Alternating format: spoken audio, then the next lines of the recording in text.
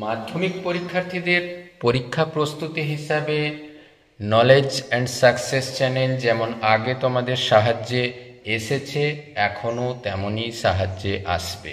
তাই এই আঙ্গিকে আমরা মাধ্যমিক পরীক্ষার্থী বন্ধুদের জন্য ফার্স্ট ইউনিট টেস্টের আমরা কোশ্চেন ব্যাংকের সলিউশন নিয়ে এর আগে দুটো ভিডিও বানিয়েছি। আজ তার তৃতীয় কোশ্চেন ব্যাংকের সলিউশন।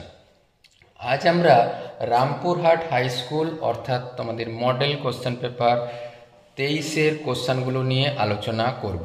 সেখানে কোশ্চেনগুলো কিন্তু দারুণ ইন্টারেস্টিং। তোমাদের যদি মধ্যম মানের কাঠিন্যের অঙ্ক থেকে থাকে তাহলে এই ধরনের কোশ্চেন তোমরা পেতেই পারো পরীক্ষার সময়। আমরা তাহলে এরপর সরাসরি কোশ্চেনের আলোচনায় যাই। আমরা আজকে দেখব, আলোচনা করব রামপুরহাট হাই স্কুল। প্রথম কোশ্চেন দেখো, যদি আসল ও মাসিক সরল সুদের পরিমাণ 192:1 হয় তাহলে বার্ষিক সরল সুদের হার কত? খেয়াল করে দেখবে এখানে লেখা আছে কিন্তু মাসিক, অর্থাৎ আমি আসল ধরে নিচ্ছি P টাকা, তাহলে সুদের হার R%, P আসল আর সুদ মাসিক সরল সুদ P, টি এর জায়গায় 1/12 R/100, সেইটা হচ্ছে 192/1। একটু দেখো আমরা পিটা কাটাকুটি করেছি, আর এর এই 1200টাকে উপরে তুলে দিচ্ছি, আর এর মান হয়েছে দেখো 25/4 মানে 6.1/4, অর্থাৎ বার্ষিক সুদের হার 6.1/4%, অর্থাৎ option C is the right answer. পরে দেখো R% বার্ষিক সরল সুদের হারে P টাকার আর বছরের সুদ R টাকা হলে P এর মান, তাহলে আমরা সুদ P/T/100, আর তো আরই আছে, টি এর জায়গায় দেখো আছে আর বছর, সুদের পরিমাণেও আর, তাহলে এই আর কেটে দিলাম, P এর মান কত পাবো? 100/R, তাহলে option C is the right answer. 3-এর দাগে দেখো x² + x - 1 = 0 সমীকরণের বীজগুলি আলফা বিটা হলে 1/α + 1/β। আমরা জানি বীজদ্বয়ের যোগফল -b/a করে 1 পেয়েছি, বীজদ্বয়ের গুণফল করেও দেখো c/a, c এর জায়গায় তো মাইনাস আছে, তাহলে -1, তাহলে 1/α + 1/β মান, আলফা প্লাস বিটার মানের জায়গায় দেখো আমরা পেয়েছি -1/-1, সবে মিলে হয়েছে 1, অর্থাৎ option C is the right answer. এরপর 4-এর দাগের কোশ্চেন দেখো, a অনুপাত b এই অনুপাতের উভয় পদের সাথে কত বিয়োগ করলে অনুপাতটি a² - b² হবে? মনে করছি x বিয়োগ করতে হবে, তাহলে লব আর হর উভয় থেকে আমরা x বিয়োগ করে কোনাকুনি জাস্ট গুণ করে দিয়েছি। গুণ করে দেখো, তাহলে আমরা এইটা গুণ করে x গুলোকে কাছাকাছি রেখেছি, বাকি পদ আলাদা জায়গায়, এখান থেকে a b কমন নিয়েছি, a² - b² K a + b - b ভেঙে নিয়েছি, a - b উভয় পাশে ছিল, লব হরে কাটাকুটি করে আমরা x এর মান পেয়েছি ab/a + b, অর্থাৎ option D is the right answer. এরপর আমরা 5-এর প্রবলেম দেখব, ab ও cd দুটি সমান্তরাল যে এর প্রত্যেকটির দৈর্ঘ্য 16 সেমি, বৃত্তের ব্যাসার্ধ 10 সেমি হলে জ্যা দুটির মধ্যেকার দৈর্ঘ্য। তা অর্থাৎ আমাদের ছবির মতো করে যদি ভাবি তাহলে AB আর CD উভয়টাই হচ্ছে 16 সেমি, আর তাহলে BP কি হবে? যেহেতু লম্ব টেনেছি অর্ধেক হবে, অর্থাৎ 8 সেমি। OB ব্যাসার্ধ 10 সেমি, তাহলে OPর মান পেয়েছি দেখো পিথাগোরাসের ফর্মুলা ব্যবহার করে, অতিভুজ স্কোয়ার মাইনাস ভূমি স্কোয়ার বা লম্ব স্কোয়ার করে 6। আচ্ছা, OP যদি 6 হয় তাহলে OQ সেটাও 6, তাহলে PQ অর্থাৎ জ্যা দুটির মধ্যে দূরত্ব 6 করে 12 সেমি, অর্থাৎ option A is the right answer. এরপরে আমরা দেখো 6-এর দাগের প্রবলেম দেখব, ও কেন্দ্র বিশিষ্ট বৃত্তের AB ব্যাস, P বৃত্তের উপরে অবস্থিত একটি বিন্দু, এও P এর মান 120 ডিগ্রি হলে PBO এর মান কত? তাহলে এইটা দেখো খুব খেয়াল করে, এটা যদি 120 হয় তাহলে এই কোণটার মান হবে 60 ডিগ্রি, আবার OB আর OP উভয়েই বৃত্তের ব্যাসার্ধ, তাহলে এইটা যদি আমাদের 60 ডিগ্রি হয় একবার নিশ্চিন্তে এটা 60 ডিগ্রি তোমরা লিখে দিতে পারো। তাহলে একেবারেই আমরা লিখে দিতে পারবো OBP এর মান 60 ডিগ্রি, অর্থাৎ option A is the right answer. 2 নম্বরের কোশ্চেনগুলো দেখো, বার্ষিক সরল সুদের হার কত হলে কোনো আসল 2 বছরের সরল সুদ ওই আসলের 10% হারে 2 বছরের চক্রবৃদ্ধি সুদের হারের সমান হবে? মনে করছি সরল সুদের পরিমাণ R%, আসল P টাকা। তাহলে P টাকার R% সরল সুদের হারে 2 বছরের সরল সুদ হবে PTR/100 করে, T এর জায়গায় 2। আবার P টাকার বার্ষিক 10% চক্রবৃদ্ধি সুদের হারে 2 বছরের সুদ P × 1 + R/100 তার হোল স্কোয়ার মাইনাস P। এইটা হচ্ছে সমূল চক্রবৃদ্ধি। সেখান থেকে আসল বাদ দিয়ে আমরা পেয়েছি চক্রবৃদ্ধি সুদের পরিমাণ। তাহলে দেখো কাটাকুটি করে 1/10, তাহলে 11 মানে 11 স্কোয়ার মানে 121 - 11 করে আমরা পেয়েছি কত 21P/100। এই চক্রবৃদ্ধি সুদ এই সরল সুদের সাথে যদি সমান হয়, আর এর মান পেয়েছি দেখো 21/2 10.5, অর্থাৎ বার্ষিক সরল সুদের পরিমাণ 10.5%। পরে দেখো কে এর মান কত হলে এই দ্বিঘাত সমীকরণে বীজদ্বয় সমান হবে। দ্বিঘাত সমীকরণে আমরা নিরূপক হিসাব করেছি এই B² - 4AC করে, এই টোটালটাকে B² - 4AC গুণ করে দেখো আমরা এইরকম রাশি পেয়েছি। আর দ্বিঘাত সমীকরণে বীজ দুটি যদি সমান হয় তাহলে নিরূপক সমান, তাহলে এটাকে সমান করে দিয়ে কে দেখো দুটো মান পাওয়া গেছে। আমরা শুধুমাত্র উৎপাদকে বিশ্লেষণ করে কে এর দুটো মান পেয়েছি, কে এর একটা মান পেয়েছি 1, একটা মান পেয়েছি -1/2। তাহলে কে এর মান কত হবে 1 আর -1/2। 3 প্রবলেম দেখো, ত্রিভুজ ABC এর পরিকেন্দ্র ও BAC কোণের মান 85, BC এর মান 55 ডিগ্রি হলে OAC কোণের মান কত। খুব সহজ করে বুঝলে, এটা যদি 55 ডিগ্রি হয়, এটা 85 ডিগ্রি হয়, তাহলে এই কোণটার মান হবে, যেহেতু ত্রিভুজের 3টি কোণের সমষ্টি 180 ডিগ্রি, 180 থেকে 85 আর 55 বাদ দিলে 140 বাদ হয়ে হলো 40 ডিগ্রি, অর্থাৎ এই কোণের মান 40 ডিগ্রি। আবার খুব খেয়াল করে দেখলে দেখা যাবে এই বৃত্তচাপের উপর, ওই AC বৃত্তচাপের উপর এটা কেন্দ্রস্থ কোণ, এটা বৃত্তস্থ কোণ। তাহলে কেন্দ্রস্থ কোণটা বৃত্তস্থ কোণের দ্বিগুণ, এটা 40 হলে এটা হবে 80। আর যেহেতু OC আর OA দুটো সমান, তাহলে এই কোণ আর এই কোণ সমান। তাহলে 180 থেকে পুরো 80 বাদ দিয়ে তার অর্ধেক করে দিলেই আমরা সবে মিলে পেয়ে যাব ওই OAC কোণের মান। OAC কোণের মান তাহলে 180 থেকে 80 বাদ দিলাম, তাকে 2 দিয়ে ভাগ করে দিয়ে সবে মিলে পেলাম 50 ডিগ্রি। 4 দেখো, ABCD বৃত্তস্থ চতুর্ভুজের ABC কোণ 82 ডিগ্রি, ADB কোণ 47 ডিগ্রি হলে BAC কোণের মান কত। এটাও খুব সহজ জিনিস। আমরা জানি বৃত্তস্থ চতুর্ভুজের বিপরীত কোণগুলি সম্পূরক। তাহলে এইটা যদি 82 ডিগ্রি হয়, এই টোটালটা আমরা 180 থেকে 82 বাদ দিয়ে পেয়েছি 98 ডিগ্রি, অর্থাৎ ADC কোণের মান। আবার খুব খেয়াল করে দেখা যাবে তাহলে এই কোণটার মান কত। তাহলে এই 98 থেকে 47 ভাগ বিয়োগ করে হলো 51। আবার এই বৃত্তচাপের উপর এইটাও বৃত্তস্থ কোণ, এইটাও বৃত্তস্থ কোণ, অর্থাৎ আমরা BAC কোণের মান পেলাম 51 ডিগ্রি। তার কারণ একই বৃত্তচাপের উপর সমস্ত বৃত্তস্থ কোণ বা বৃত্তাংশ কোণের মান সমান হয়। 5 দেখো, একটি ঘনকের আয়তন 512 ঘন সেমি, ঘনকের সমগ্র তলে ক্ষেত্রফল।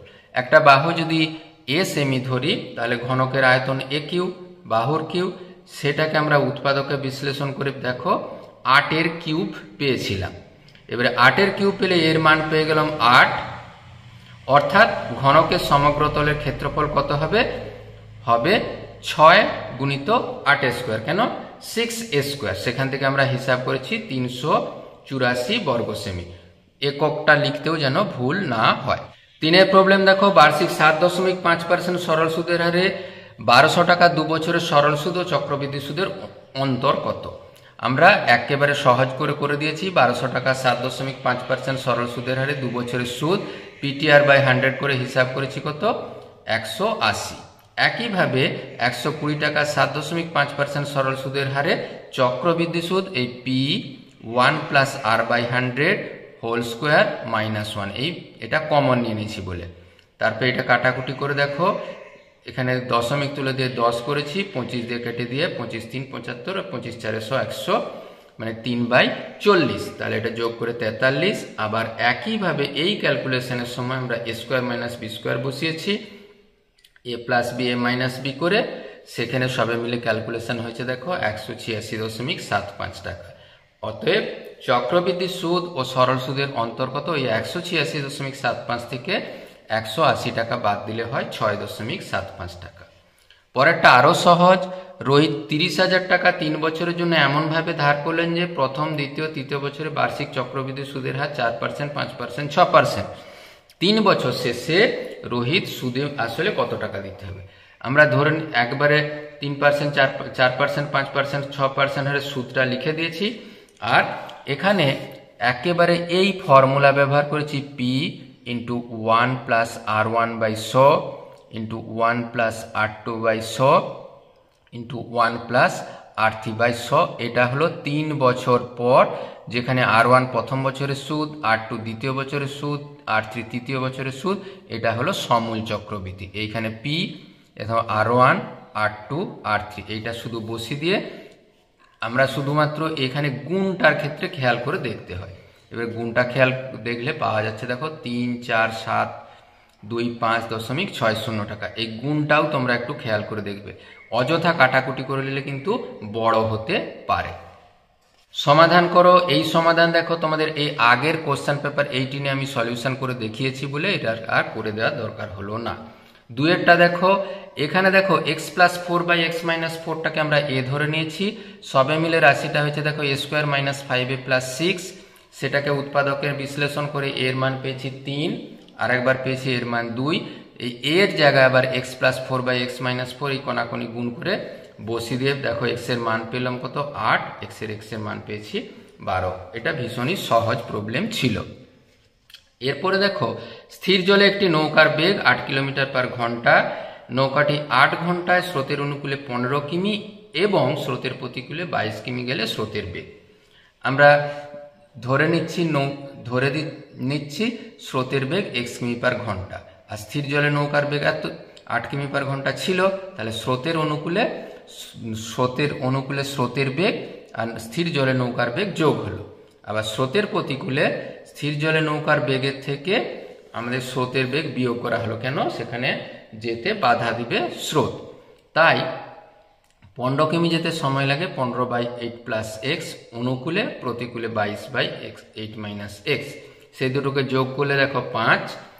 আমরা ক্যালকুলেশনের সময় শুধুমাত্র যোগ বিয়োগ করেছি, আর এখানে 120 আর 176 যোগ করে 296 পেয়েছি।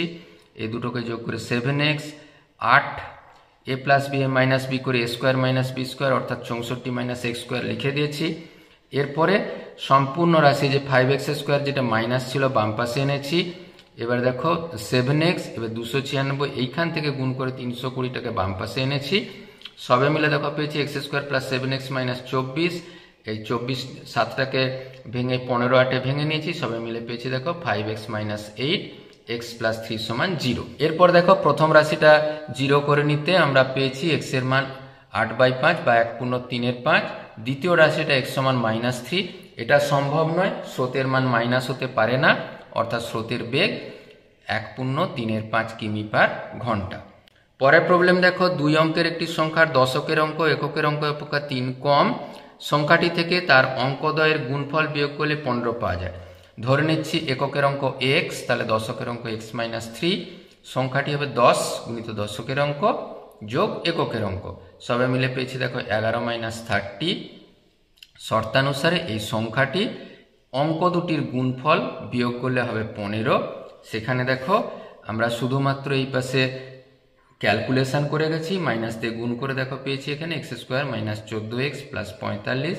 45কে 9/5-এ ভেঙে নিয়েছি, সব মিলে x এর মান পাওয়া গেছে একবার 9, একবার 5। সংখ্যাটা হিসাব করার জন্য এইখানে আমরা x এর জায়গায় একবার 9, একবার 5 বসিয়ে দেবো।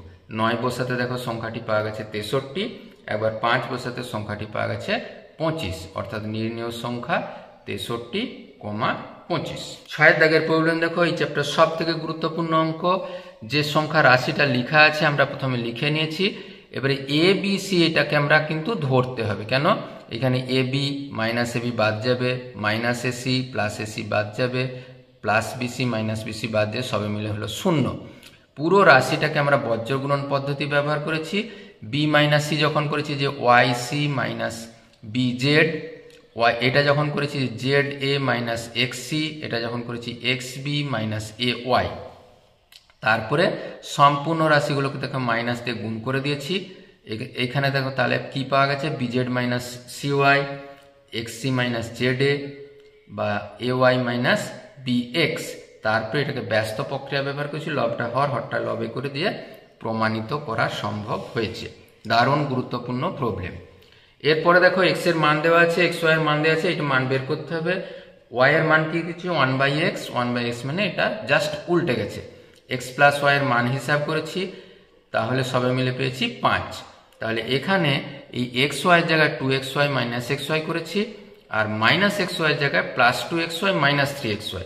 এরপর এক্স প্লাস ওয়াই এর মান 5 ছিল, বসিয়ে দিয়েছি, আর এক্স ওয়াই এর মান তো 1 ছিলই, সবাই মিলে বসিয়ে দিয়ে দেখো পাওয়া গেছে 12/11। এটা কাটাকুটি করে, এটা খুব সহজ। উপপাদ্যের প্রবলেম তোমরা নিজেরাই করতে পারবে। প্রবলেম দেখো 2.1 মিটার দীর্ঘ, 1.5 মিটার প্রশস্ত বিশিষ্ট আয়তঘনাকার চৌবাচ্চার অর্ধেক জলাপূর্ণ আছে। চৌবাচ্চা আরো 630 লিটার জল ঢালে কত? দৈর্ঘ্যটাকে আমরা ডেসিমিটারে প্রকাশ করে নিয়েছি, 2.1 মিটারটাকে 21 ডেসিমিটার। একইভাবে প্রস্থটা 1.5 মিটারটাকে ডেসিমিটারে করে নিয়েছি। মনে করছি জলতল h ডেসিমি বৃদ্ধি পাবে, তাহলে এই যতটা জলতল বৃদ্ধি পাবে ততটাই তার জল ঢালা হয়েছে। তাহলে ওই দৈর্ঘ্য প্রস্থ গুণিত উচ্চতা করে 630, সেখানে h এর মান পেয়েছি 2 ডেসিমি। 2 মুখ খোলা লম্ববৃত্তাকার ফাঁপা চোঙের উচ্চতা বলে দেওয়া আছে, অন্তর ব্যাসের পরিমাণ বলে দেওয়া আছে, চোঙের এত ঘন ডেসিমি লোহা দিয়ে তৈরি, মানে এটা আয়তন বলে দেওয়া আছে। চোঙটির বহির্ব্যাসার্ধ নির্ণয় করো। আমরা উচ্চতাটাকে ডেসিমিটারে প্রকাশ করেছি, অন্তর ব্যাস ছিল, অন্তর ব্যাসার্ধ 2 দিয়ে ভাগ করে 2.3 ডেসিমিটার পেয়েছি। মনে করছি বহির্ব্যাসার্ধ আর ডেসিমি। ফাঁপা চোঙের আয়তন কিভাবে পাবো? পাই ইন্টু বহির্ব্যাসার্ধের স্কোয়ার মাইনাস অন্তর্ব্যাসার্ধের স্কোয়ার ইন্টু উচ্চতা ঘন ডেসিমি। সেখান থেকে দেখো আমরা এই পায়ের মান 22/7 আর এইটা পাশে গুণ করে দিয়েছি, একেবারে দেখো 7 দিয়ে গুণ করে 22 আর 28 দিয়ে ভাগ করে নিয়েছি।